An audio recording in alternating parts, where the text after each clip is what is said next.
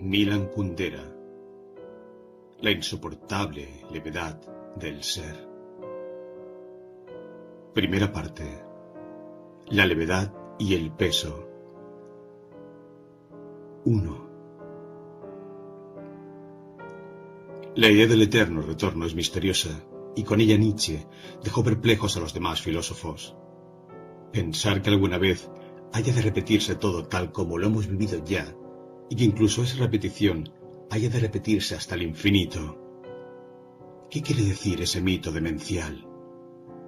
El mito del eterno retorno viene a decir, per negationem, que una vida que desaparece de una vez para siempre, que no retorna, que es como una sombra, carece de peso, está muerta de antemano y, si ha sido horrorosa, bella, elevada, ese horror, esa elevación o esa belleza nada significan. No es necesario que los tengamos en cuenta. Igual que una guerra entre dos estados africanos en el siglo XIV, que no cambió en nada la faz de la tierra, aunque en ella murieran, en medio de indecibles padecimientos, 300.000 negros. ¿Cambia en algo la guerra entre dos estados africanos si se repite incontables veces en un eterno retorno? Cambia. Se convierte en un bloque que sobresale y perdura, y su estupidez será irreparable. Si la Revolución Francesa tuviera que repetirse eternamente, la historiografía francesa estaría menos orgullosa de Robespierre. Pero dado que habla de algo que ya no volverá a ocurrir, los años sangrientos se convierten en meras palabras, en teorías, en discusiones. Se vuelven más ligeros que una pluma. No dan miedo. Hay una diferencia infinita entre el Robespierre que apareció solo una vez en la historia y un Robespierre que volviera eternamente a cortarle la cabeza a los franceses. Digamos, por tanto, que la idea del eterno retorno significa cierta perspectiva, desde la cual las cosas aparecen de un modo distinto de como las conocemos. Aparecen sin la circunstancia atenuante de su fugacidad. Esta circunstancia atenuante es la que nos impide pronunciar condena alguna. ¿Cómo es posible condenar a algo fugaz? El crepúsculo de la desaparición lo baña todo con la magia de la nostalgia. Todo, incluida la guillotina. No hace mucho me sorprendí a mí mismo con una sensación increíble. Estaba hojeando un libro sobre Hitler y al ver algunas de las fotografías me emocioné. Me habían recordado el tiempo de mi infancia. La viví durante la guerra. Algunos de mis parientes murieron en los campos de concentración de Hitler, pero ¿qué era su muerte en comparación con el hecho de que las fotografías de Hitler me habían recordado un tiempo pasado de mi vida, un tiempo que no volverá? Esta reconciliación con Hitler demuestra la profunda perversión moral que va unida a un mundo basado esencialmente en la inexistencia del retorno, porque en ese mundo todo está perdonado de antemano y por tanto todo cínicamente permitido. 2. Si cada uno de los instantes de nuestra vida se va a repetir infinitas veces, estamos clavados a la eternidad como Jesucristo a la cruz. La imagen es terrible. En el mundo del eterno retorno descansa, sobre cada gesto, el peso de una insoportable responsabilidad. Este es el motivo por el cual Nietzsche llamó a la idea del eterno retorno la carga más pesada. Das schwere Gewicht. Pero si el eterno retorno es la carga más pesada, entonces nuestras vidas pueden aparecer sobre ese telón de fondo en toda su maravillosa levedad. ¿Pero es de verdad terrible el peso y maravillosa la levedad? La carga más pesada nos destroza. Somos derribados por ella. Nos aplasta contra la tierra. Pero en la poesía amatoria de todas las épocas, la mujer desea cargar con el peso del cuerpo del hombre. La carga más pesada es, por lo tanto, a la vez, la imagen de la más intensa plenitud de la vida. Cuanto más pesada sea la carga, más a ras de tierra estará nuestra vida, más real y verdadera será. Por el contrario, la ausencia absoluta de carga hace que el hombre se vuelva más ligero que el aire, vuele hacia lo alto, se distancie de la tierra, de su ser terreno, que sea real solo a medias y sus movimientos sean tan libres como insignificantes. Entonces, ¿qué hemos de elegir? ¿El peso o la levedad? Este fue el interrogante que se planteó Parménides en el siglo VI a.C. A su juicio, todo el mundo estaba dividido en principios contradictorios: luz, oscuridad, sutil, tosco, calor, frío, ser, no ser. Uno de los polos de la contradicción era, según él, positivo: la luz, el calor, lo fino, el ser. El otro, negativo. Semejante división entre polos positivos y negativos puede parecernos puerilmente simple, con una excepción. ¿Qué es lo positivo? ¿El peso o la levedad? Parménides respondió: la levedad es positiva, el peso es negativo. ¿Tenía razón o no? Es una incógnita. Solo una cosa es segura: la contradicción entre peso y levedad es la más misteriosa y equívoca de todas las contradicciones. 3. Pienso en Tomás desde hace años, pero no había logrado verlo con claridad hasta que me lo iluminó esta reflexión. Lo vi de pie junto a la ventana de su piso, mirando a través del patio hacia la pared del edificio de enfrente, sin saber qué debe hacer. Se encontró por primera vez a Teresa hace unas 3 semanas en una pequeña ciudad checa. Pasaron juntos apenas 1 hora. Lo acompañó a la estación y esperó junto a él hasta que tomó el tren. 10 días más tarde vino a verle a Praga. Hicieron el amor ese mismo día. Por la noche le dio fiebre y se quedó toda la semana con gripe en su casa. Sintió entonces un inexplicable amor por una chica casi desconocida. Le pareció un niño al que alguien hubiera colocado en un cesto, untado con pez, y lo hubiera mandado río abajo para que Tomás lo recogiese a la orilla de su cama. Teresa se quedó en su casa 1 semana, hasta que sanó, y luego regresó a su ciudad, a unos 200 kilómetros de Praga. Y entonces llegó ese momento del que he hablado y que me parece la llave para entrar en la vida de Tomás. Está junto a la ventana. Mira a través del patio hacia la pared del edificio de enfrente y piensa: ¿debe invitarla a venir a vivir a Praga? Le daba miedo semejante responsabilidad. Si le invitase ahora, vendría junto a él a ofrecerle toda su vida. O ya no debe dar señales de vida.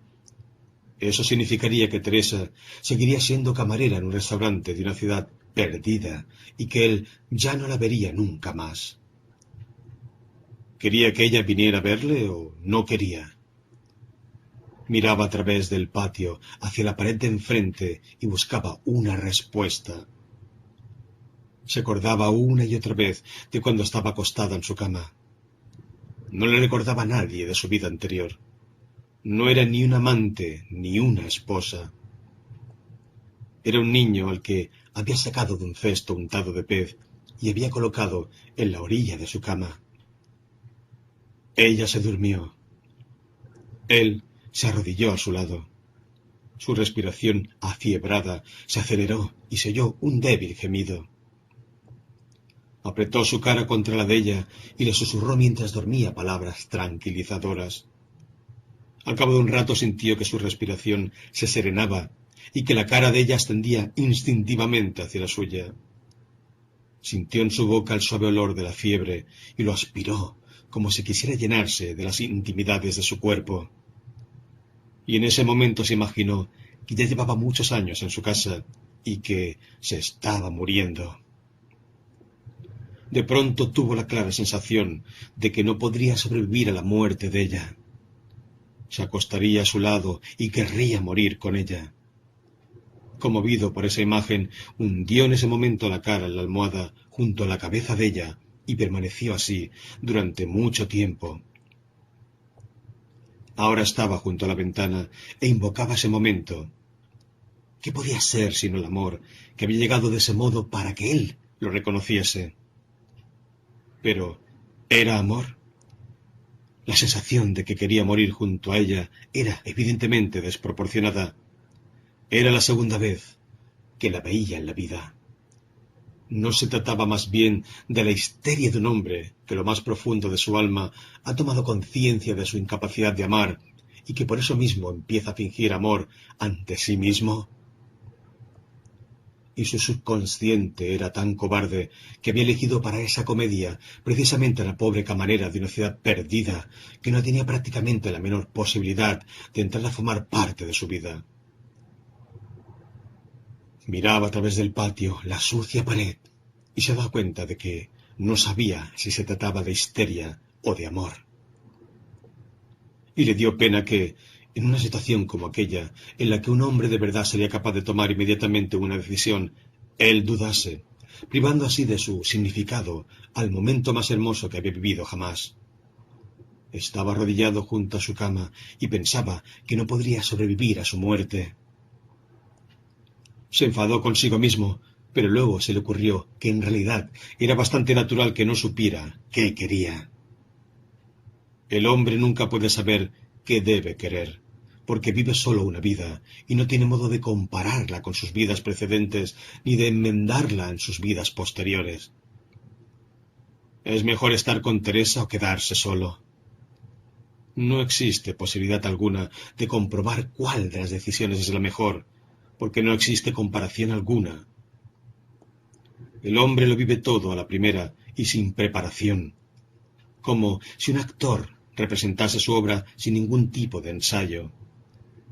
Pero, ¿qué valor puede tener la vida si el primer ensayo para vivir es ya la vida misma?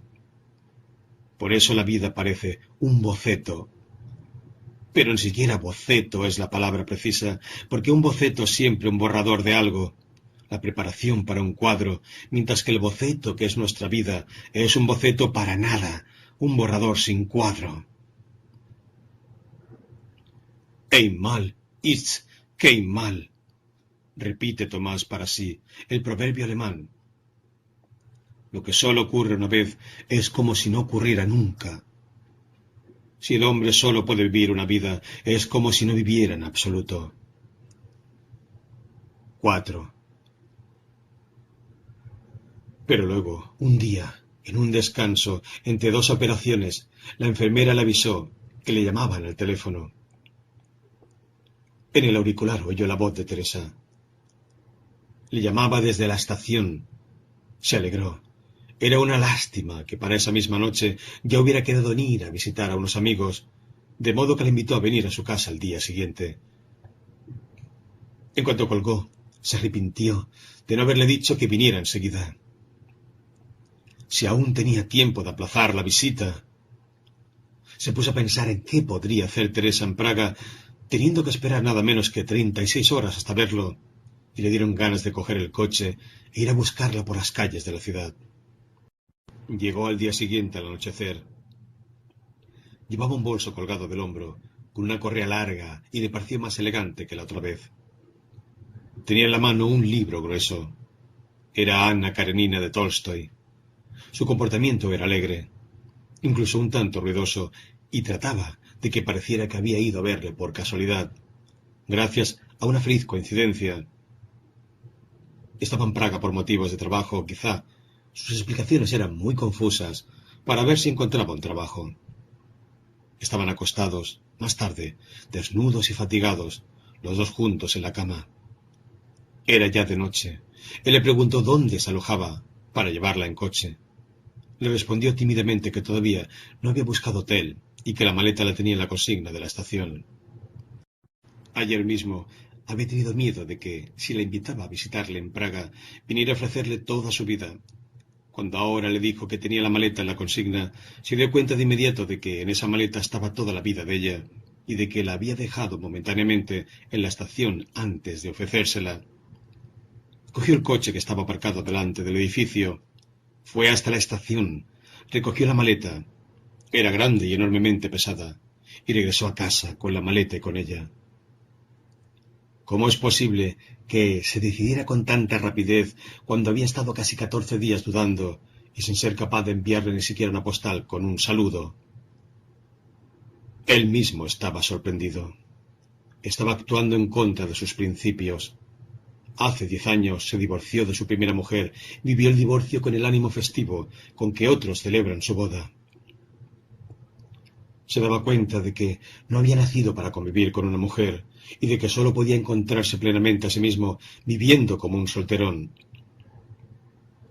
Puso todo su empeño en organizarse tal sistema de vida que nunca pudiera ya entrar en su casa una mujer con su maleta.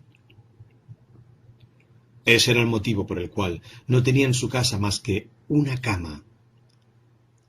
A pesar de que era una cama bastante ancha, Tomás les decía a todas sus amantes que era incapaz de dormir si compartía la cama con alguien y las llevaba todas a medianoche a sus casas. Por lo demás, la primera vez que Teresa se quedó en su casa con la gripe, nunca durmió con ella. La primera noche él la pasó en un sofá grande y la noche siguiente se marchó al hospital, donde tenía su despacho y en él una camilla que utilizaba durante las guardias.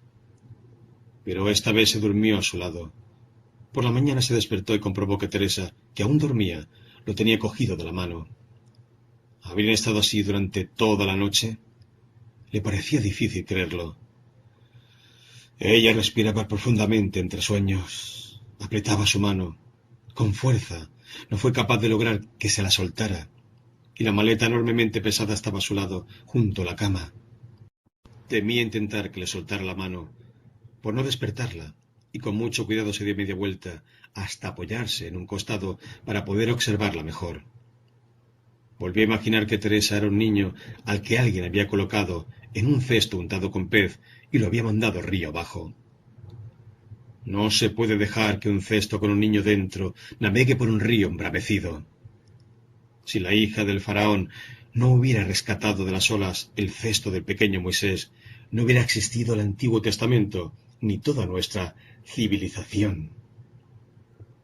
Hay tantos mitos que comienzan con alguien que salva a un niño abandonado. Si Pólibo no se hubiera hecho cargo del pequeño Edipo, Sófocles no hubiera escrito su más bella tragedia. Tomás no se daba cuenta en aquella ocasión de que las metáforas son peligrosas. Con las metáforas no se juega. El amor puede surgir de una sola metáfora. 5. Vivió apenas 2 años con su primera mujer y concibió con ella un hijo. Cuando tramitaron el divorcio, el juez otorgó el niño a la madre y condenó a Tomás a pagar, por él, 1/3 de su sueldo. Al mismo tiempo le garantizó que tendría derecho a ver al niño un domingo de cada 2. Pero cada vez que tenía que ver a su hijo, la madre inventaba alguna excusa. Si les hubiera llevado costosos regalos, seguramente habría habido menos obstáculos para los encuentros. Comprendió que tenía que pagarle a la madre, y pagarle por anticipado, por el cariño del hijo. Se imaginó cómo iba a pretender quijotescamente inculcar en el futuro al hijo sus opiniones, que eran diametralmente opuestas a las de la madre. Ya se sentía cansado de antemano. Un domingo, cuando la madre volvió a anular en el último momento una cita con su hijo, decidió de repente que ya no quería volver a verle nunca en la vida. Además, ¿por qué iba a tener que sentir por este niño, al que no le unía nada más que una noche imprudente, algo más que por otra persona cualquiera?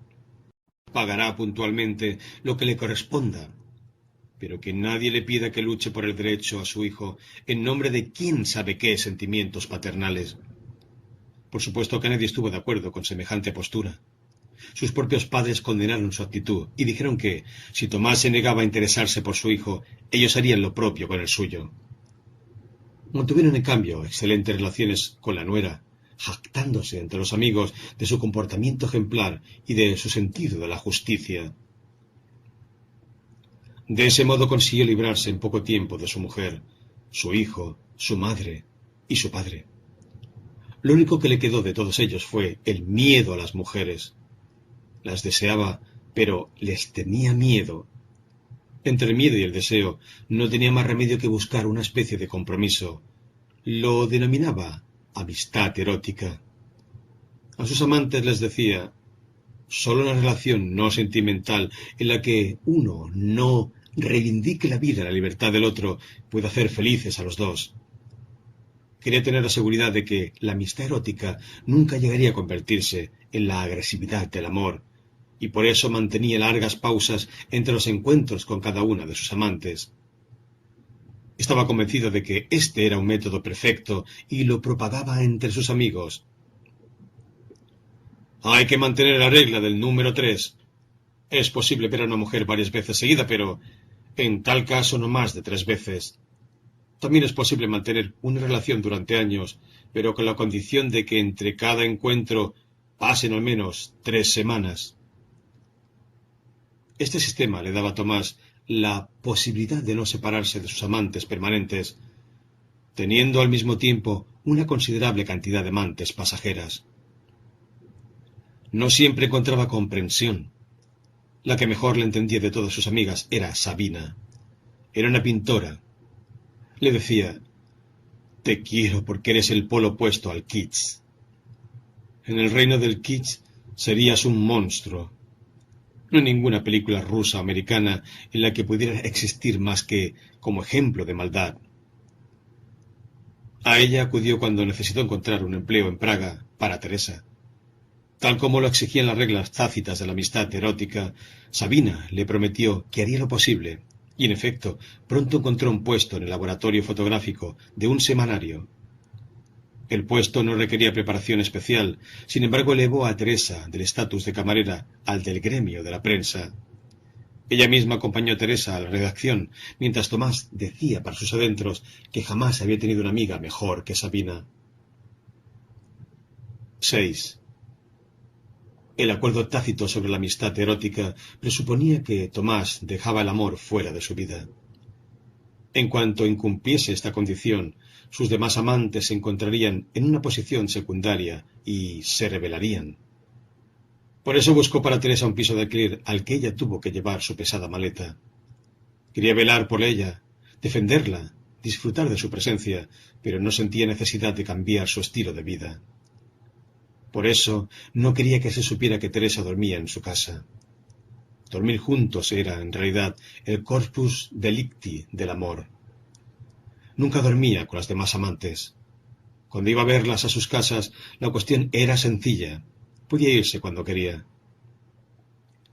Peor era cuando ellas estaban en casa de él, y había que explicarles que a medianoche debía llevarlas a sus casas porque tenía problemas de insomnio y era incapaz de dormir en la inmediata proximidad de otra persona.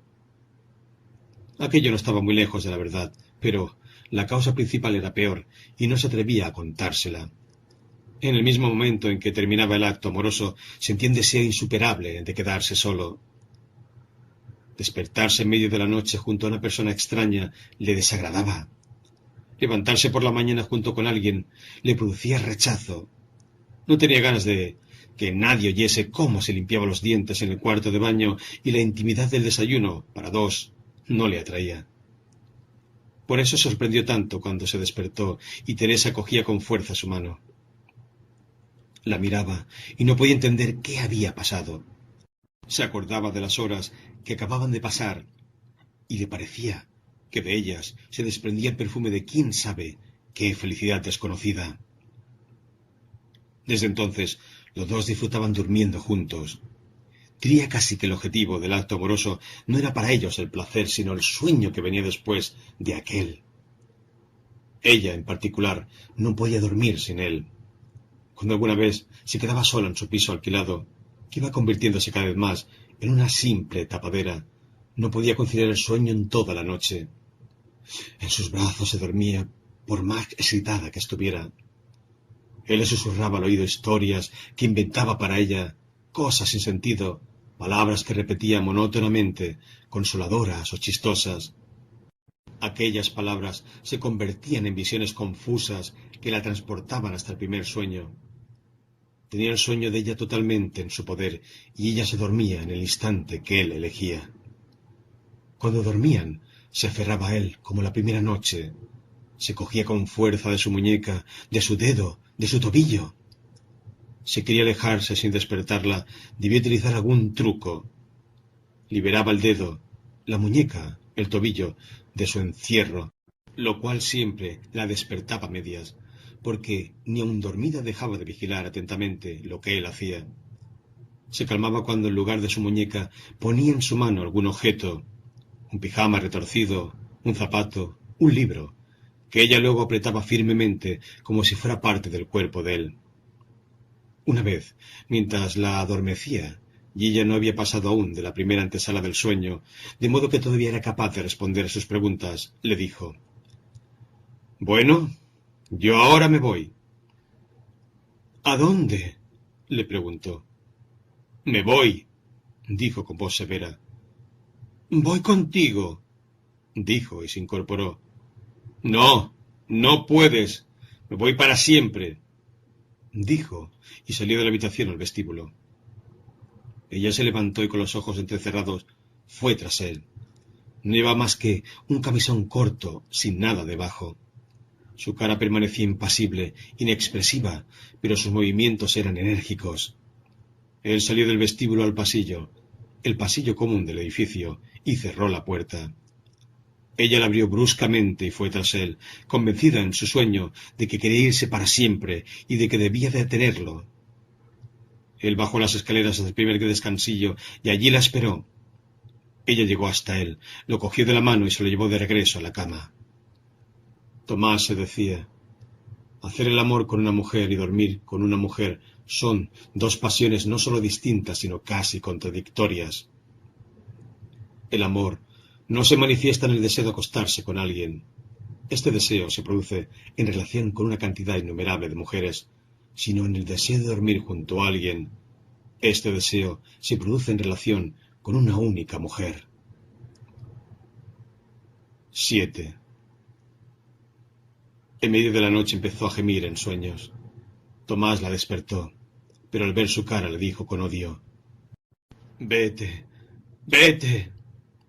Después le contó lo que había soñado. Estaban en algunos lugares juntos ellos dos y Sabina. Entraron en una habitación grande. En medio había una cama, como en un escenario de teatro. Tomás le ordenó que se quedara de pie en un rincón y después, delante de ella, hizo el amor con Sabina. Esa visión le producía un dolor que no podía soportar. Quería interrumpir el dolor del alma mediante el dolor del cuerpo y se metía agujas en las uñas. Dolía tanto, decía, y mantenía los puños cerrados, como si los dedos estuvieran heridos de verdad. La abrazó, y ella, lentamente, aún estuvo mucho tiempo temblando, fue durmiéndose en sus brazos. Cuando, al día siguiente, volvió a pensar en aquel sueño, recordó algo. Abrió el cajón del escritorio y sacó un paquete de cartas que le había enviado Sabina.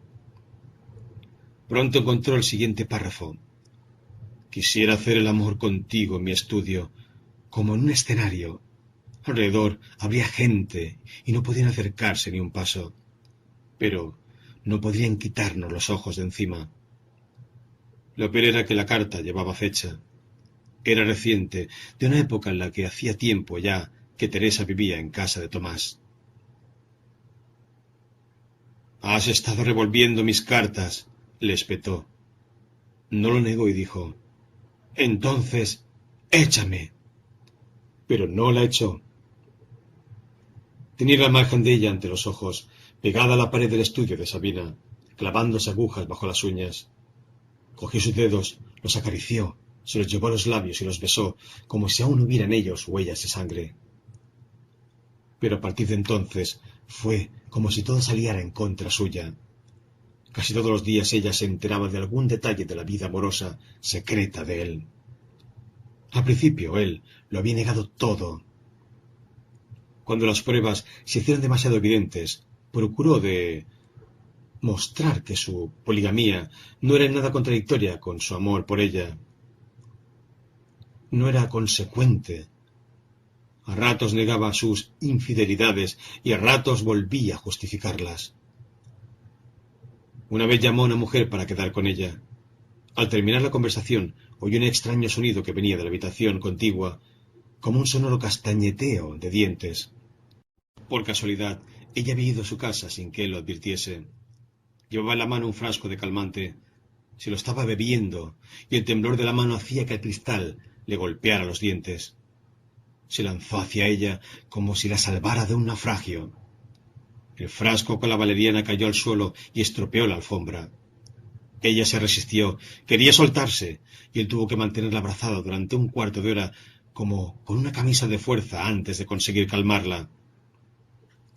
Sabía que la situación en la que se encontraba no tenía justificación posible, porque se asentaba en una absoluta desigualdad. Antes de que ella descubriera su correspondencia con Sabina, habían estado con un grupo de amigos en un bar. Celebraban el nuevo empleo de Teresa. Había dejado el laboratorio y se había convertido en fotógrafa del semanario. Como a él no le gustaba bailar, un joven colega se hizo cargo de Teresa. El aspecto que tenían en la pista de baile era estupendo y Teresa le parecía más hermosa que nunca. Advertía asombrado con qué precisión y obediencia Teresa se adelantaba en una fracción de segundo a la voluntad de su compañero. Era como si aquel baile demostrara que su espíritu de sacrificio, aquella especie de deseo entusiástico de hacer todo lo que quería Tomás, antes de que él lo dijera, no estuviera ni mucho menos necesariamente ligado a la personalidad de Tomás, sino a punto de responder a la llamada de cualquier otro hombre que encontrara en su lugar. Nada más fácil que imaginar que Teresa y su compañero eran amantes. La facilidad con que podía evocarse aquella imagen le dolía. Se dio cuenta de que el cuerpo de Teresa, sin el menor inconveniente, era imaginable unido amorosamente a cualquier otro cuerpo masculino, y le dio un ataque de mal humor. No reconoció que estaba celoso hasta muy entrada la noche, cuando regresaron a casa. Aquellos celos absurdos, que no se referían más que a una posibilidad teórica, eran la prueba de que consideraba que su fidelidad era una condición imprescindible. ¿Cómo podía entonces reprocharle que ella tuviera celos de sus amantes, éstas sí absolutamente reales? 8.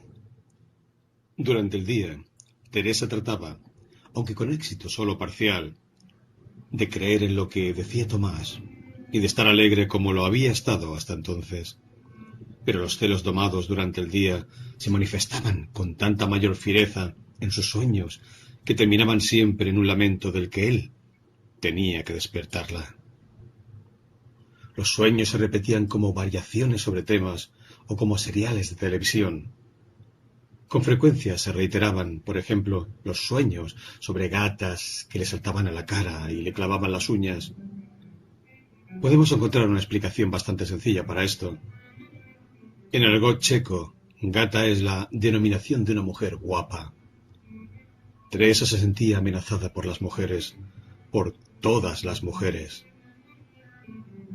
Todas las mujeres eran amantes en potencia de Tomás, y ella les tenía miedo. En otro ciclo de sueños, la enviaban a la muerte. Una vez, en medio de la noche, él la despertó cuando gritaba aterrorizada, y ella le contó: había una gran piscina cubierta, seríamos unas 20, todas mujeres. Todas estábamos desnudas y teníamos que marchar alrededor de la piscina. Del techo colgaba un cesto y dentro de él había un hombre de pie. Llevaba un sombrero de ala ancha que dejaba en sombra su cara, pero yo sabía que eras tú. Nos dabas órdenes, gritabas. Mientras marchábamos teníamos que cantar y hacer flexiones. Cuando alguna hacía mal la flexión, tú le disparabas con una pistola y ella caía muerta a la piscina. Y en ese momento todas empezaban a reírse y a cantar en voz aún más alta. Tú no nos quitabas los ojos de encima, y cuando alguna volvía a hacer algo mal, le disparabas. La piscina estaba llena de cadáveres que flotaban justo debajo de la superficie del agua, y yo me daba cuenta de que ya no tenía fuerza para hacer la siguiente flexión y de que me ibas a matar. El tercer ciclo de sueños se refería a ella, ya muerta. Yacía en un coche fúnebre grande, como un camión de mudanzas. A su lado no había más que mujeres muertas. Había tantas que las puertas tenían que quedar abiertas y las piernas de algunas sobresalían. Teresa gritaba: «Si yo no estoy muerta, si lo siento todo». «Nosotras también lo sentimos todo», reían los cadáveres. Reían exactamente con la misma risa que aquellas mujeres vivas que alguna vez le habían dicho con satisfacción que era del todo normal que ella tuviera un día los dientes estropeados, los ovarios enfermos y arrugas en la cara, porque ellas también tenían los dientes estropeados, los ovarios enfermos y arrugas en la cara. Con la misma risa ahora le explicaban que estaba muerta y que así es como tenía que ser. De pronto sintió ganas de hacer pis. Gritó: «Pero si tengo ganas de hacer pis, eso prueba que no estoy muerta». Y ellas volvieron a reírse. «Es normal que tengas ganas de hacer pis. Todas esas sensaciones permanecerán durante mucho tiempo. Es como cuando a alguien le amputan una mano y sigue sintiéndola mucho después. Nosotras ya no tenemos orina y sin embargo siempre tenemos ganas de hacer pis».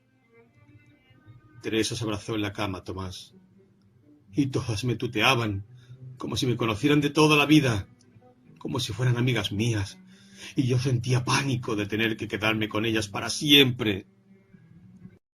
9.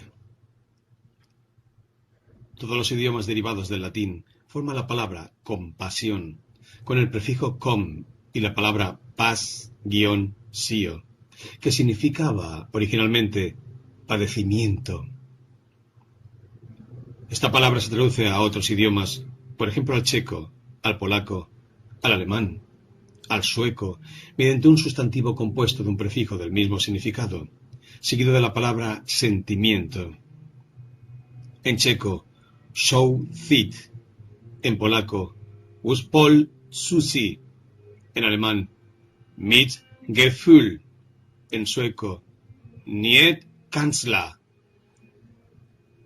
En los idiomas derivados del latín, la palabra compasión significa: no podemos mirar impertérritos el sufrimiento del otro, o participamos de los sentimientos de aquel que sufre. En otra palabra, en la francesa pitié, en la inglesa pity, en la italiana pietà, etc., que tiene aproximadamente el mismo significado, se nota incluso cierta indulgencia hacia aquel que sufre. Avoir de la pitié pour une femme significa que nuestra situación es mejor que la de la mujer, que nos inclinamos hacia ella, que nos rebajamos. Es el motivo por el cual la palabra compasión o piedad produce desconfianza. Parece que se refiere a un sentimiento malo, secundario, que no tiene mucho en común con el amor. Querer a alguien por compasión significa no quererlo de verdad. En los idiomas que no forman la palabra compasión, a partir de la raíz del padecimiento, pasio, sino del sustantivo sentimiento, estas palabras se utilizan aproximadamente en el mismo sentido. Sin embargo, es imposible afirmar que se refieren a un sentimiento secundario, malo. El secreto poder de su etimología ilumina la palabra con otra luz y le da un significado más amplio. Tener compasión significa saber vivir con otro su desgracia, pero también sentir con él cualquier otro sentimiento: alegría, angustia, felicidad, dolor. Esta compasión, en el sentido de Gzuzi, Mitgefühl, Mannskanzal, significa también la máxima capacidad de imaginación sensible, el arte de la telepatía sensible. Es, en la jerarquía de los sentimientos, el sentimiento más elevado. Cuando Teresa soñó que se clavaba agujas entre las uñas, reveló así que había espiado los cajones de Tomás. Si se lo hubiera hecho alguna otra mujer, no hubiera vuelto a hablar con ella en la vida. Teresa lo sabía y por eso le dijo: «Entonces, échame». Pero no solo no la echó, sino que le cogió de la mano y le besó las yemas de los dedos, porque en ese momento él mismo sentía el dolor debajo de las uñas de ella, como si los nervios de sus dedos condujeran directamente a la corteza cerebral de él. Un hombre que no goce del diabólico regalo denominado compasión no puede hacer otra cosa que condenar lo que hizo Teresa, porque la vida privada del otro es sagrada y los cajones que contienen su correspondencia íntima no se abren. Pero como la compasión se había convertido en el sino o la maldición de Tomás, le pareció que había sido él mismo quien había estado arrodillado ante el cajón abierto del escritorio, sin poder separar los ojos de las frases que había escrito Sabina. Comprendía a Teresa, y no solo era incapaz de enfadarse con ella, sino que la quería aún más. 10. Los gestos de Teresa se volvían cada vez más bruscos y alterados. Habían pasado 2 años desde que descubrió sus infidelidades, y la situación era cada vez peor. No tenía salida. ¿Es que realmente no podía abandonar sus amistades eróticas? No podía. Eso le hubiera destrozado. No tenía fuerzas suficientes para dominar su apetito por las demás mujeres. Además, le parecía innecesario. Nadie sabía mejor que él que sus aventuras no amenazaban para nada a Teresa. ¿Por qué iba a prescindir de ellas? Le parecía igualmente absurdo que pretender renunciar a ir al fútbol. Pero podía aún hablarse de satisfacción. En el mismo momento en que salía a ver a alguna de sus amantes, notaba una sensación de rechazo hacia ella y se prometía que era la última vez que sería a verla. Tenía ante sí la imagen de Teresa y para no pensar en ella necesitaba emborracharse rápidamente. Desde que conocía a Teresa era incapaz de hacer el amor con otras mujeres sin alcohol. Pero precisamente el aliento que sabía a alcohol era la huella que le permitía a Teresa comprobar con mayor facilidad sus infidelidades. Había caído en la trampa. En cuanto iba tras ellas, desaparecían sus apetencias, pero bastaba un día sin ellas para que marcara algún número de teléfono y fijara un encuentro. Con Sabina se sentía un poco mejor, porque sabía que era discreta y que no había peligro de que lo pusiera en evidencia. Su estudio le daba la bienvenida como un recuerdo de su vida pasada, la idílica vida de un hombre soltero. ¿Quién sabe si él mismo se daba cuenta de cuánto había cambiado? Tenía miedo de llegar tarde a casa porque allí le esperaba Teresa. En cierta ocasión, Sabina advirtió que Tomás observaba el reloj mientras hacían el amor y trataba de acelerar su culminación. Ella se dedicó entonces a pasearse lentamente por el estudio y se detuvo ante un cuadro que estaba sin terminar en caballete, mirando de reojo a Tomás, que se vestía apresuradamente. Ya estaba vestido, solo tenía un pie descalzo. Echó una mirada a su alrededor y se puso a gatas, buscando algo debajo de la cama. Ella le dijo: «Cuando te miro, tengo la sensación de que te estás convirtiendo en el eterno tema de mis cuadros. El encuentro entre dos mundos, la doble exposición. Tras la silueta de Tomás el libertino, reluce la increíble figura del enamorado romántico. O al revés, a través de la figura del Tristán, que no piensa más que en su Teresa, se vislumbra el hermoso mundo traicionado por el libertino». Tomás se puso de pie. Oía las palabras de Sabina sin prestarles atención. «¿Qué estás buscando?», le preguntó. «Un calcetín». Registraron juntos la habitación, y él volvió a ponerse a gatas y a buscar debajo de la mesa. «Aquí no hay ningún calcetín tuyo», dijo Sabina. «Seguro que no lo has traído».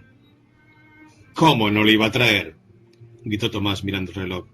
«No iba a venir con un solo calcetín». «Es una posibilidad que no hay que descartar. Últimamente andas muy distraído. Siempre vas con prisa, mirando el reloj, y no es de extrañar que te olvides de ponerte un calcetín». Estaba ya decidido a ponerse zapatos sin calcetín. «Afuera hace frío», dijo Sabina. Te presto una media mía. Le dio una media larga blanca, de ganchillo. Sabía él perfectamente que aquella era una venganza por haber mirado el reloj mientras hacían el amor. Sabina había escondido su calcetín en alguna parte.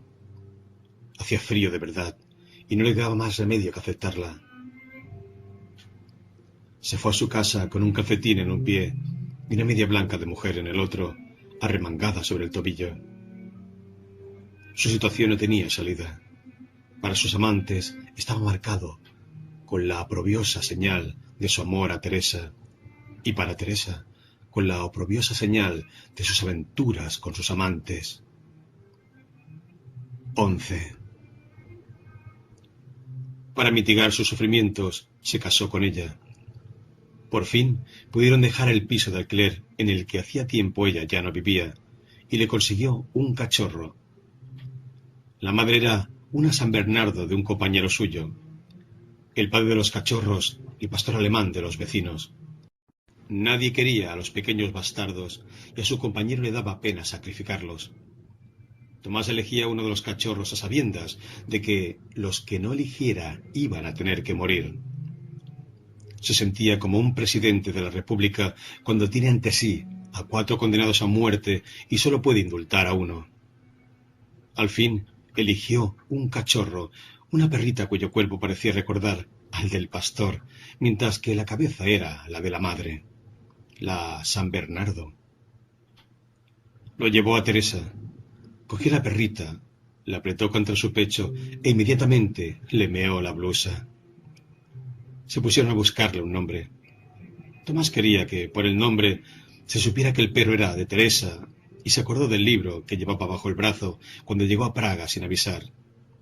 Propuso que al cachorro lo llamaran Tolstoy. No puede llamarse Tolstoy, replicó Teresa, porque es una señorita. Podría ser Ana Karenina. No puede ser Ana Karenina, porque ninguna mujer puede tener un morro tan chistoso como este, dijo Tomás. Se parece más bien a Karenin. Sí, el señor Karenin. Así es como me lo imaginaba. Pero ¿no afectará a su sexualidad que le llamemos Karenin? No es posible que una perra a la que sus amos llaman permanentemente como un perro desarrolle tendencias lesbianas. Las palabras de Tomás se hicieron realidad de un modo curioso. A pesar de que habitualmente las perras tienen más apego a sus amos que a sus amas, en el caso de Karenin era al revés. Decidió enamorarse de Teresa. Tomás le estaba agradecido. Le acariciaba la cabeza y le decía: «Haces bien, Karenin. Esto es precisamente lo que yo quería de ti. Si yo solo no basto, tú tienes que ayudarme». Pero ni aun con la ayuda de Karenin logró hacerla feliz. Se dio cuenta de ello aproximadamente al 10º día en que su país fuera ocupado por los tanques rusos. Era el mes de agosto de 1968, y a Tomás le llamaba todos los días por teléfono el director del hospital de Zúrich, con el que se habían hecho amigos en alguna conferencia internacional. Temía por lo que le pudiera pasar y le ofreció un puesto de trabajo. 12. Si Tomás rechazaba la oferta del suizo, casi sin pensarlo, era por Teresa. Suponía que no iba a querer marcharse. Además, ella había pasado los 7 primeros días de la ocupación en una especie de éxtasis que casi parecía felicidad. Andaba por la calle con su cámara, repartiendo fotos a los periodistas extranjeros que se pegaban por obtenerlas. En cierta ocasión, mientras con excesivo descaro fotografiaba de cerca a un oficial que apuntaba con su revólver a la gente, la detuvieron y le hicieron pasar la noche en un puesto de mando ruso. La amenazaron con fusilarla, pero en cuanto la dejaron en libertad, volvió a salir a la calle y volvió a hacer fotos. Por eso, Tomás se quedó sorprendido cuando, al 10º día de la ocupación, le dijo: «¿Y tú? ¿Por qué no quieres ir a Suiza?» «¿Y por qué iba a tener que irme?»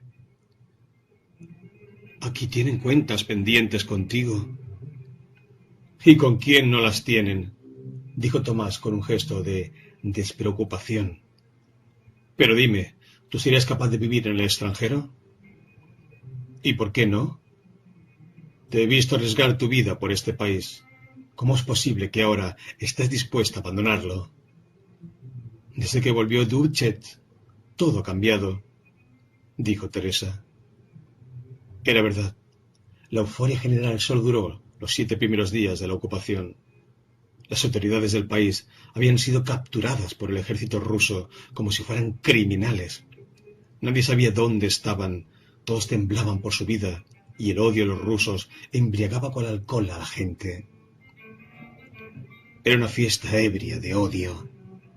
Las ciudades checas estaban adornadas con miles de carteles pintados a mano, con textos irónicos, epigramas, poemas, caricaturas de Brezhnev y su ejército, del que todos se ríen como de una banda de analfabetos. Pero no hay fiesta que dure eternamente.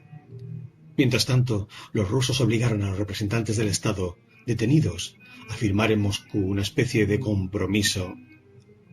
Duchet regresó con ellos a Praga y después leyó en la radio su discurso. Tras 6 días de cárcel estaba tan destrozado que no podía hablar. Se atragantaba, se quedaba sin aliento, de modo que entre frase y frase había pausas interminables que duraban casi medio minuto. El compromiso alcanzado salvó al país de lo peor, de los fusilamientos y de las deportaciones en masa a Siberia que espantaban a todos. Pero una cosa ya estaba clara. Bohemia iba a tener que inclinarse ante el conquistador. Iba a tener que atragantarse ya para siempre, que tartamudear, que quedarse sin aliento como Alexander Dubček. Se había acabado la fiesta. Habían llegado los días hábiles de la humillación. Todo esto se lo decía Teresa a Tomás, y él sabía que era verdad, pero que, por debajo de esa verdad, había otro motivo más, aún más esencial, para que Teresa quisiera irse de Praga. No era feliz con la vida que había llevado hasta entonces. Los días más hermosos de su vida los había vivido fotografiando en las calles a los soldados rusos y exponiéndose al peligro. Fueron los únicos días en los que el serial televisivo de sus sueños se interrumpió y sus noches fueron felices. Los rusos le trajeron en sus tanques el equilibrio interior. Ahora, terminada ya la fiesta, vuelve a tener miedo de sus noches y querría huir de ellas.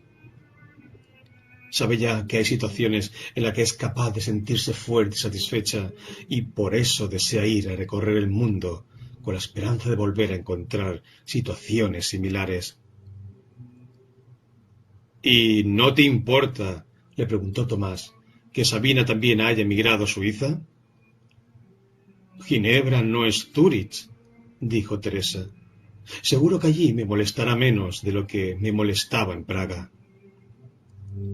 La persona que desea abandonar el lugar en donde vive no es feliz. Por eso Tomás aceptó el deseo de emigrar de Teresa, como el culpable acepta la condena. Se sometió a ella y un buen día se encontró con Teresa y Karenin en la mayor ciudad de Suiza. 13. Compró una cama para el piso vacío. Aún no tenían dinero para los demás muebles y se puso a trabajar con la furia de una persona que empieza una nueva vida después de los 40. Llamó varias veces a Sabina en Ginebra. Había tenido la suerte de que una exposición de cuadros suyos se inaugurara una semana antes de la invasión rusa. De modo que los suizos amantes de la pintura se dejaron llevar por la ola de simpatía hacia el pequeño país y compraron todos sus cuadros. Gracias a los rusos me he hecho rica. Bromeaba por teléfono e invitaba a Tomás a visitarla en su nuevo estudio, que al parecer no era muy distinto del que Tomás conocía ya de Praga. Le hubiera gustado visitarla, pero no encontraba disculpa alguna que justificara su viaje ante Teresa. Así que Sabina vino a Zúrich. Se alojó en un hotel. Tomás fue a visitarla al terminar su jornada de trabajo. Llamó por teléfono desde la recepción y subió a su habitación. Ella abrió la puerta y apareció ante él con sus hermosas y largas piernas, sin vestir, solo con el sujetador y las bragas. En la cabeza llevaba un sombrero hongo negro. Le miró largamente, inmóvil y sin decir palabra. Tomás también permanecía en silencio. De pronto se dio cuenta de que estaba emocionado. Le quitó el sombrero y lo colocó encima de la mesa, junto a la cama.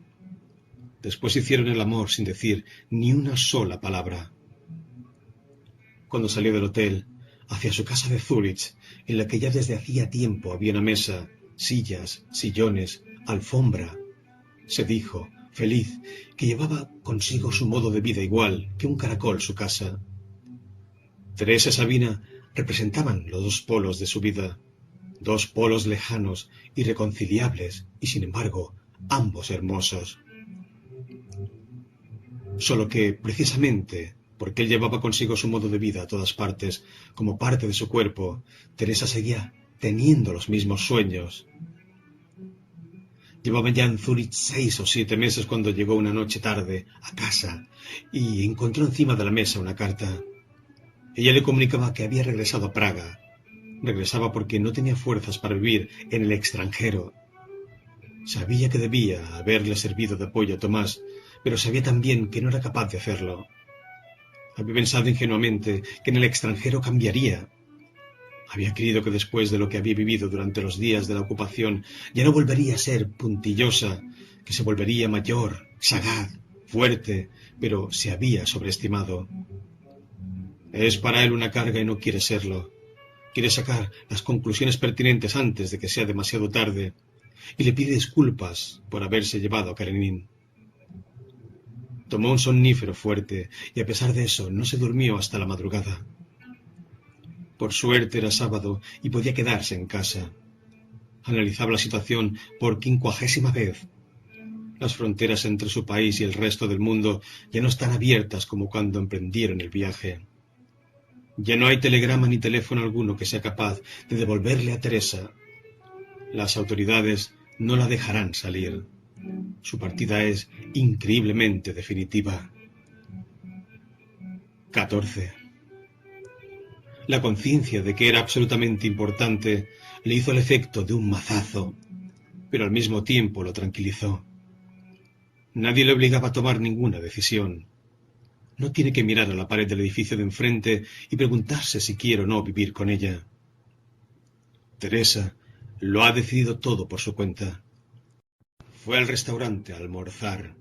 Estaba triste, pero durante la comida pareció como si la desesperación inicial se hubiera fatigado, como si hubiera perdido fuerza y no hubiera quedado de ella más que melancolía.